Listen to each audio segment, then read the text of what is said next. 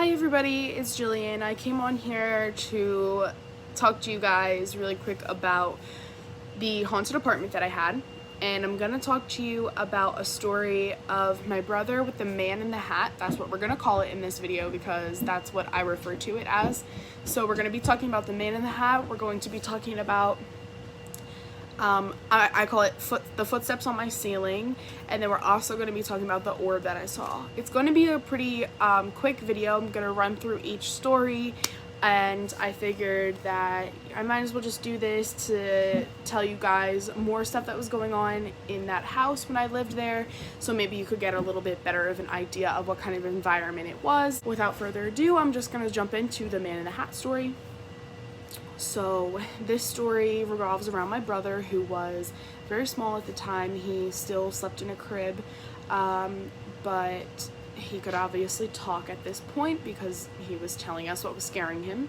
So each night around the same time, he would wake up crying, and my mom would go into the room to see what was wrong with him. And every time she would, he would tell her that the man in the hat was scaring him. Obviously, it freaked us out a little bit, you know, but we weren't too worried about it. We thought it's probably a nightmare, it's probably his imagination, you know, it's whatever. But after him doing it consecutive nights, you know, almost every night at the same time like clockwork, it became something that, you know, this can't be his imagination. He's genuinely getting scared and something is scaring him, and he's waking up and he's scared. So we decided that we were going to do a little bit of an investigation. So we had one of the neighbors from upstairs come down who was also interested in things like this. We were taking pictures throughout the night as we were walking around and asking questions and just, you know, having a little, we were just having some fun. We weren't really expecting to actually catch anything. And as we're looking through the pictures, we find this one picture that she took of our patio, the patio door. It's a sliding glass door. In the photo, you can see behind the sliding glass door, it looked like there was a shadow of a man, and it looked like he had a hat on, and it looked also kind of like he had something in his hand. It looked like he had maybe a glove.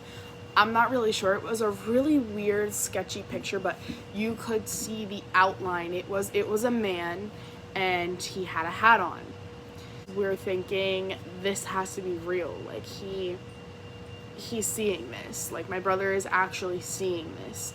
So other than that, we didn't really see anything with the man in the hat. It was really just that, but that did solidify things and make it even more creepy for us in the end, because we now knew that there is actually something going on.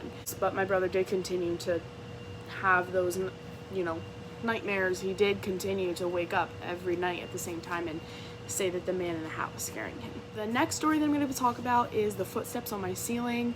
That one, basically what was happening is I was trying to just go to sleep. It was a school night, so I was in my bed, I was laying down, and the neighbors upstairs from us, they did have two daughters, and my room was right underneath of their room.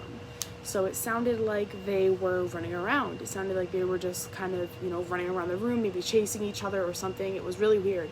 And it went on for a really long time, and I couldn't go to sleep because of it. So I, you know, came out of my room and I told my mom, and I said, they're running around. Can you please just like call upstairs and tell them to maybe have them be quiet? I'm trying to sleep. We were really close with them, so that wasn't, you know, anything big. So she did. She called them and she said, you know, can you just have the girls be quiet? We're just, you know, Jillian's trying to sleep. And it was their father on the phone, and he said that the girls were sleeping. And my mom said, well, you know, I'm in Jillian's room. I can hear them upstairs. Like, I can hear them running around. Do you mind just going and checking and making sure that they actually are sleeping? Because they might just be playing a trick on you or something. So he does. And he goes into the room and he said they're sleeping. And my mom said, they can't be sleeping. And at this point she got a little mad. She's like, they can't be sleeping. I'm in her room. I hear them running around. And then he said, no, you don't understand. I'm standing in their room and they're sleeping. So I'll leave that up to you to decide what that could have been. Could it have been him lying, saying that they were sleeping when they weren't? I don't know. I don't really see any point in him doing that. I don't really see him, you know, trying to scare us or anything like that. There was no reason for him to lie. And it was creepy because after he said that, it stopped and the running stopped. It was really weird, and it made me think that's creepy because in my mind it means it wasn't the people upstairs, it was something on my ceiling, you know? So that was really creepy. That was something that definitely stuck with me and creeps me out to the fullest, absolutely, because I'm thinking there's something on my ceiling. And now this last story, I told you this was going to be a pretty quick video, but this last story that I'm going to tell is the orb. The orb is just, you know, everyone knows what an orb is. It's a ball of essentially energy or light. So one day we were all sitting on the couch, me and my whole family, we were all sitting on the couch, and everyone fell asleep except for me.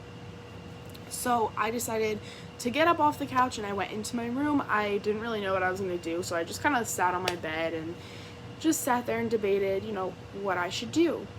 And I looked over, you know, just looking over, and I looked into the top of my closet and I saw this really big, I mean, this orb must have been at least the size of a bowling ball. And it was, you know, this big just ball of, it looks like pearlescent, like just a pearlescent white light kind of swirling around, and I wasn't sure what it was, and it was very quick. I looked at it, I saw it, and then it came out from my closet and flew across my face and out. I had to just change my settings. Something came up I had to take care of, but that was really it. The 3 stories that I wanted to tell you about, and I hope you guys enjoyed this one. I know it wasn't super long, but I did just want to throw that out there. I'm not sure what my next video is going to be about. I have to think about it a little bit more. It might be a completely different video from what you guys are used to seeing, because I might change my channel in a different direction, not a completely different direction, but I'm still thinking about what I want this channel to be. So yeah, I hope you guys enjoyed, and I'll have another one for you guys next week. Bye!